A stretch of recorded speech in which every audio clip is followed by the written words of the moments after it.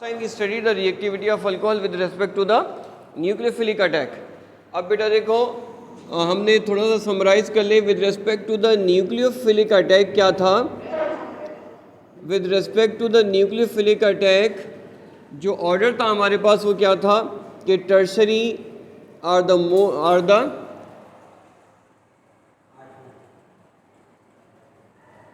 tertiary are the most reactive, then are the secondary, and then are the primary alcohol. Primary alcohol are the least reactive. ठीक है. अब देखो अब हमारे with respect to the electrophilic attack, with respect to the electrophilic attack. अब बेटा देखो एक बात तो ये कि electrophilic attack के अंदर क्या होगा कि जो रिएक्टिविटी का ऑर्डर है वो क्या हो जाएगा, रिवर्स हो जाएगा. यानी इलेक्ट्रोफिलिक अटैक के अंदर टर्शरी लीस्ट रिएक्टिव होंगे, उससे ज़्यादा सेकेंडरी और उससे ज़्यादा क्या होंगे, प्राइमरी. ठीक है. Now we have to see why. अब देखो मिसाल के तौर पर अगर हम एक अल्कोहल ले लें, मिसाल के तौर पर देखो हम एक अल्कोहल ले लें, एनी अल्कोहल जनरल ले लिया, ये पार्शली नेगेटिव और ये पार्शली पॉजिटिव. ठीक है. अब देखो जब इलेक्ट्रोफाइल अटैक करेगा तो इलेक्ट्रोफाइल किस पर अटैक करेगा बताओ, ऑक्सीजन पर अटैक करेगा ना. इलेक्ट्रोफाइल तो पॉजिटिव होता है. ठीक है. तो चूंकि अटैक हमेशा नेगेटिव का दिखाते हैं ना, तो अब क्या होगा, ये नेगेटिव ने अटैक किया और ये पॉजिटिव जो है ये क्या हो जाएगा, यहाँ से पॉजिटिव यहाँ से निकल जाएगा. ठीक है. पॉजिटिव यहाँ से चला जाएगा. ठीक है. अब जब पॉजिटिव यहाँ से जाएगा इसका मतलब क्या है, पॉजिटिव तो यहाँ से खाली हाथ जाएगा ना, पॉजिटिव यहाँ से खाली हाथ जाएगा. तो इसका मतलब क्या है कि इंटरमीडिएट जो बनेगा इलेक्ट्रोफाइल के अटैक में, जो इंटरमीडिएट होगा वो क्या होगा, अल्कोक्साइड आइन. इसलिए कि इलेक्ट्रोफाइल ने अल्कोक्साइड आइन पर ही अटैक करना है. तो ये बन जाएगा हमारा इंटरमीडिएट. क्या बन गया हमारा, इंटरमीडिएट.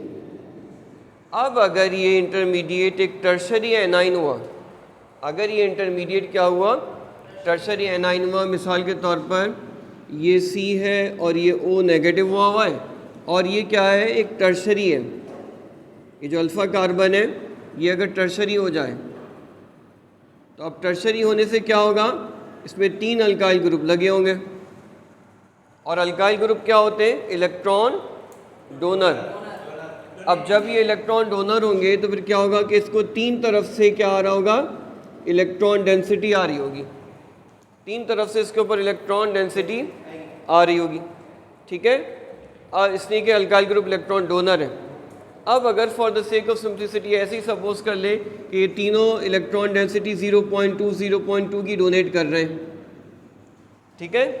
अब जो ऑक्सीजन पर चार्ज होगा वो क्या हो जाएगा, वो बढ़ के -1 नहीं रहेगा. अब क्योंकि पीछे से भी इलेक्ट्रॉन डेंसिटी आ रही है, वो बढ़ के हो जाएगा -1.6.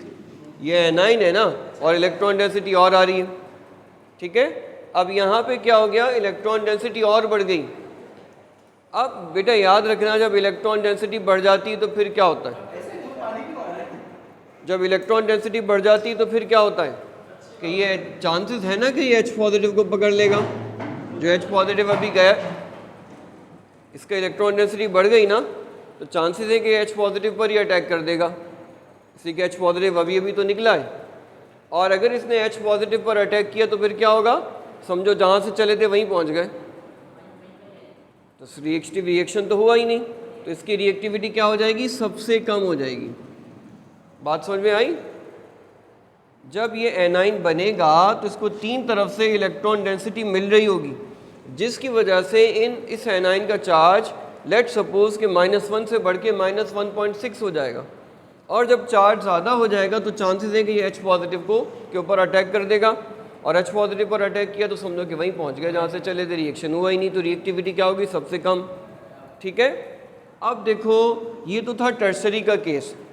अब अगर हम एक और एक्सट्रीम केस देखें कि मिसाल के तौर पर ये जो एनाइन है ना, ये जो एनाइन है इसको किसी भी तरफ से कोई इलेक्ट्रॉन डेंसिटी नहीं मिल रही. अगर इसको हर तरफ से मिसाल तौर पर H लगे हुए तो इसको भी प्राइमरी कहते हैं। ये अल्फ़ा कार्बन जिससे एक भी कार्बन चेन ना जुड़ी हुई हो ना, वो भी क्या होती है, प्राइमरी। अब देखो इसे कहीं से भी इलेक्ट्रॉन डेंसिटी नहीं मिल रही, तो इसका चार्ज कितना होगा, -1 ही होगा। ठीक है। अब देखो ये H पॉजिटिव को अटैक करेगा,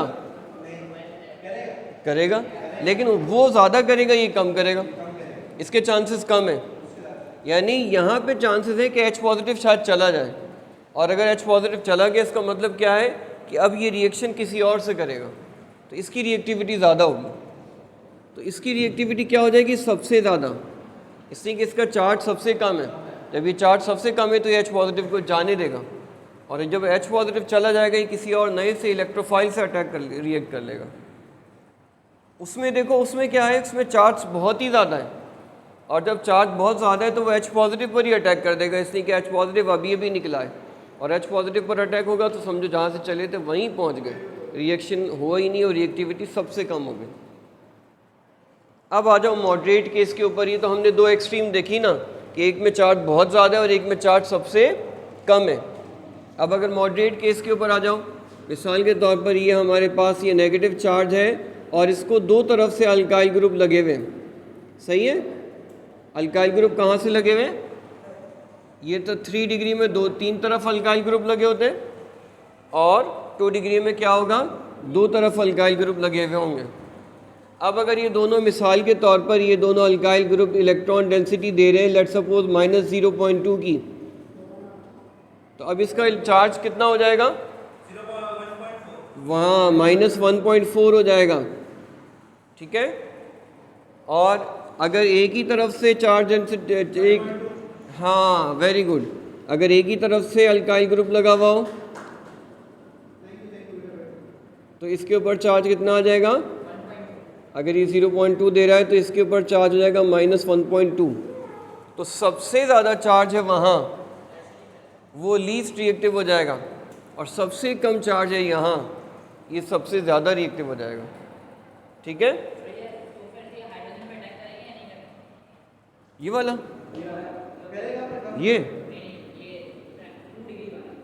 2 डिग्री वाला डेफिनेटली करेगा, लेकिन चांसेस उसके मुकाबले में कम है। इससे क्या,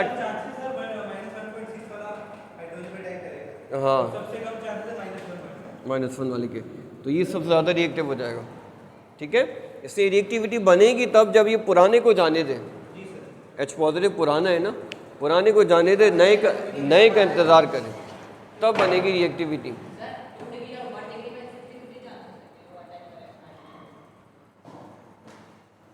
टू डिग्री में चांसेस कम है, 1 डिग्री में और चांसेस कम है, इसमें ये भी 1 डिग्री कहलाता है, इसमें चांसेस और कम है।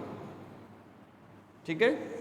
तो ये रिएक्टिविटी क्या होती है कि 3 डिग्री वाले सबसे कम और 1 डिग्री वाले सबसे ज़्यादा। क्लियर है बेटा, चलें आगे। तो ये था बेटा reactivity of alcohol with respect to the electrophilic attack. इसको स्टॉप कर दो।